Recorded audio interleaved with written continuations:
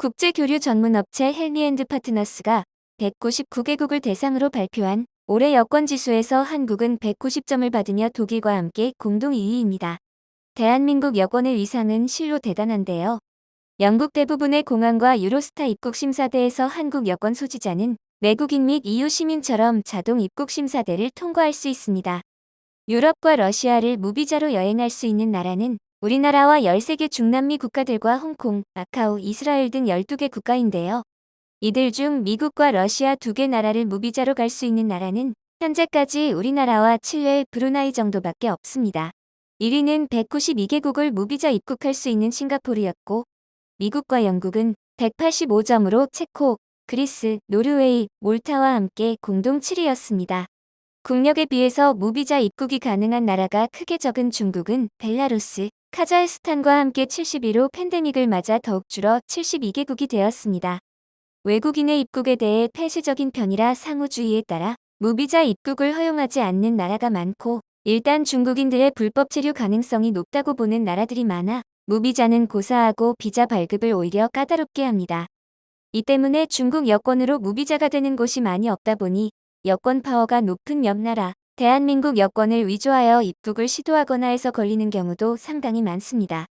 여권 파워가 강한 만큼 밀거래 가격도 비싼데, 여기에 미국 비자가 붙은 한국 여권은 3만 달러를 웃돌 정도로 절도 탈취 위조범들이 눈을 번득일 수밖에 없습니다. 몇 년 전 스위스에서 한국 여권으로 입국하려던 중국인 16명이 한꺼번에 적발됐는데, 이 여권은 우리 관광객이 해외에서 도난 탈취당한 것이었습니다. 중국 범죄 조직 삼합회가 개입한 것으로 드러났는데, 이들과 손잡은 마피아가 중국인 5천여 명을 이탈리아로 밀입국시켰을 때도 한국 여권이 이용됐습니다. 취업을 미끼로 한국 취업 희망자의 여권을 일괄 관리하던 중개인이 도주한 사건까지 있었는데요. 이 여권 중 일부가 국내로 들어오던 조선족 손에서 발견되기도 했죠. 중국의 무비자 입국 가능국은 51개국으로 미국, 캐나다, 러시아, 호주, 뉴질랜드, 영국, 싱가포르, 말레이시아, 일본 등 대부분의 선진국가에 입국하려면 비자를 발급받아야 합니다. 심지어 우방이라는 북한에서조차 비자를 요구하고 있죠. 아무래도 중국이 신뢰도가 형편없는 데다 불법 체류자 수가 다른 국가에 비해 압도적으로 높기 때문에 일단 들이기를 꺼려하는 것인데요. 가짜 한국 여권을 만든 역사는 꽤나 오래됐는데요. 시사저널의 1999년 탐사르보에 의하면 가짜 한국 여권 만드는 조선족 중국인 범죄 조직은 당시부터 태국에서 암약하고 있었습니다.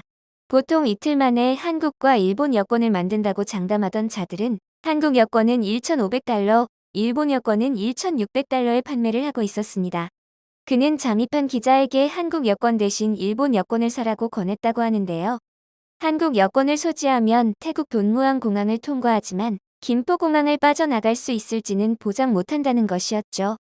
일본 여권을 소지해야 한국 김포공항을 빠져나가기가 쉽다는 것인데, 어차피 여권 위조에 같은 비용과 시간이 걸리기 때문에 100달러라 더 받을 수 있는 일본 여권을 권한 것이죠. 이로부터 20년이 지난 현재 미국 내에서 한국 여권을 위조 판매하는 사이트는 바이다큐멘테이션닷컴과 바이패스포트온라인닷컴 등 10여 개로 여권은 물론 운전면허증 등 각종 신분증까지 함께 불법 판매하고 있습니다.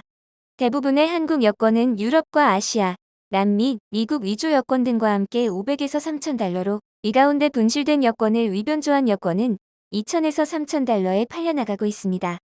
실제 바이다큐멘테이션닷컴 사이트는 위조된 한국 샘플 여권의 사진을 올려놓고 정교한 위조 기술을 홍보해 구매자들을 모집하고 있는데요. 2001년 10월 우즈베키스탄 타시켄트 공항 당국은 유럽행 현지 격리 중이던 한국 여행객 10명의 옷차림이 예사롭지 않음을 수상히 여겨 조사한 결과 여권 위조 사실과 중국 밀입 국자들임을 밝혀냈습니다. 아무리 한국 여권을 들고 있어도 티가 난다는 거죠. 아시안들의 눈에 서양인들의 생김새가 비슷비슷해 보이듯 서양인들의 눈에도 같은 동양인이라 대화를 나누기 전까지는 어느 나라 사람인지 국적을 유추하기 어려울 수 있습니다. 하지만 조금만 주의 깊게 관찰한다면 생김새, 옷차림, 풍기는 분위기만으로 어느 정도 구별해내는 것이 가능하다고 하는데요. 한국인은 보편적으로 남자나 여자나 옷을 잘 입는다고 합니다. 바로 앞에서 언급한 한국인이라고 주장하지만 우즈베키스탄에서 잡힌 조선족은 외국인이 보기엔 한국인이 아니었다는 말이 되는데요. 한국 특유의 보편적인 스타일이 돌고 돌며 순환되는 정형화된 패션이 있다는 것이죠. 물론 여기에 단정함은 기본인데요. 헤어스타일은 일단 남성은 투블럭에 바가지 머리는 머리에 태극기를 꽂고 다니는 것과 마찬가지라고 합니다. 여성은 모자는 기본이고 복면에 팔토시로 칭칭 감고 햇빛을 피하는 기색이 역력하면 무조건 한국인이라고 봐도 무방할 정도로 카페나 식당에서 허물 벗듯이 이무장한 옷가지를 벗으면 깐달걀처럼 매끈한 피부가 돋보인다고 합니다. 타고난 피부도 좋은 데다 직사일광을 피하며 관리도 철저한지라 잡티 없이 번쩍번쩍 눈이 부실 지경으로 단위 면적당 유광 피부 숫자는 압도적 세계 1위라고 하죠. 이 피부는 나이가 6, 70대인 할머니 할아버지도 비교 불가할 정도로 피부가 좋다는 것이 특징으로 여행지에서 나이를 막론하고 인증샷을 위해 여성은 메이크업에 철저하고 남성은 왁스는 기본입니다. 꽤 쭈쭈한 여행객만 생각하던 외국에선 낯설 법도 한데 한국인은 잠자리가 낯설어도 기념사진을 남기기 위해 일찍 일어나 스타일에 시간을 할애하는 것이죠. 또 하나 한국인 특유의 빠른 문화가 베이스로 깔린 압도적인 정보력으로 무장한 핫플레이스 접수 능력입니다. 현지인들도 미처 모르는 신상 핫플레이스는 한국인으로 바글바글하다고 하는데요. 인터넷 강국으로 최신 여행 정보를 꼼꼼하게 챙겨서 일정을 짜는 한국인은 어렵게 온 여행에 남들이 안 가본 곳을 가기 위해 승부욕을 발동시킵니다.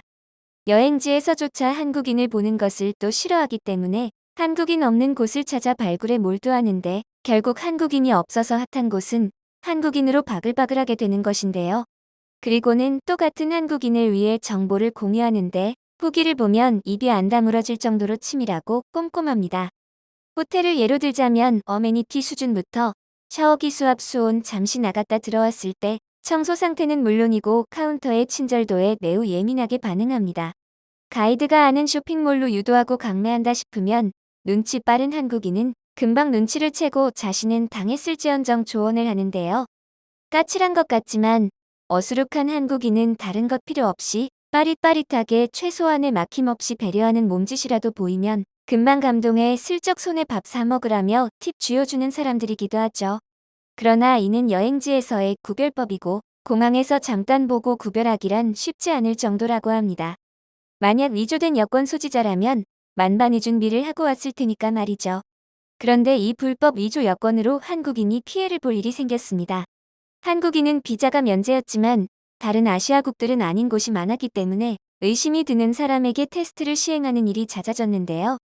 2006년 러시아에 유학 중인 한국인 5명이 자동차를 몰고 핀란드로 입국하려다 검문소에서 1시간 넘게 조사를 받았습니다.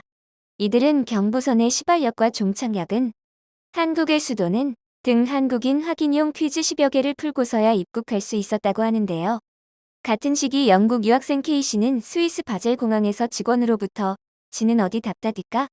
라는 엉터리 한글 문장을 영어로 해석할 것을 요구받았습니다. 이에 K씨는 제대로 된 한국어가 아니다고 했으나 계속 추궁하는 직원과 30분 넘게 말다툼을 벌이다 간신히 비행기를 탔습니다. 유럽 국가에서 한국인인 척하는 불법 여권 소지자를 걸러낼 목적으로 입국 심사가 까다로워지면서 괜히 우리 국민이 피해를 보고 있는 것입니다. 한국인은 유럽 대부분의 국가에 비자 없이 드나들 수 있고 이 때문에 불법 입국을 노린 제3국인이 위조 한국 여권을 소지하는 범죄가 늘면서 이에 대응책으로 제시한 것인데요. 프랑스에서 선박으로 영국에 입국하려던 한 한국인은 입국 목적과 직업, 나이, 한국 주소 7일 일정은 물론 영국 호텔 주소와 전화번호까지 질문을 받았다가 친구 집에서 묵겠다고 했다가 입국이 거부된 경우도 있습니다. 버밍엄 등 영국 일부 공항에선 한국 여권 소지자에게 한국어 이해력을 측정하기도 하는데 점점 난이도가 까다로워지고 있습니다. 에스토니아에서는 문제를 잘 못 맞추면 영어 테스트를 시키는데 한국은 초, 중, 고 12년 이상 영어 공부를 시키는 나라로 영어를 못할 리 없다는 것이죠. 2007년까지 애국가 사절까지 불렀어야 했지만 다행히 2008년 이후로는 한국 여권이 강화되어 하지 않고 있다고 합니다. 동쪽 변방의 작은 나라로 과거 변두리로 치부됐던 대한민국은 이제 그 위상이 달라졌습니다. 일반인이 해외여행을 목적으로 여권을 발급받을 수 있게 된 건 1983년부터로 50세 이상 국민에 한해 200만 원을 은행에 1년간 예치하는 조건으로 연 1회 관광여권을 발급해줬습니다. 당시 회사 과장급 월급이 50만 원 정도였으니 중산층 가구 넉 달치 수입을 맡겨놔야 1년에 한 번 외국 구경을 할 수 있었던 것이죠. 해외여행이 전면 자유화된 건 1989년으로 30년 남짓 지났는데 이제 한국 여권은 다른 의미로 나라 밖에서 더욱 위상이 높습니다. 단순 분실 신고된 한국 여권이 한 해에 13만 건이 넘는다고 하는데 범죄 조직의 먹이감이 되니 관리에 특히 유의해야 할 것입니다. 팬데믹 이후 시작될 해외여행에 모두들 여권 특히 잘 챙기시고 흐뭇한 국가네임드 파워를 느껴보시기 바랍니다. 영상을 끝까지 시청해주셔서 감사합니다. 구독과 좋아요는 영상 제작에 큰 힘이 됩니다.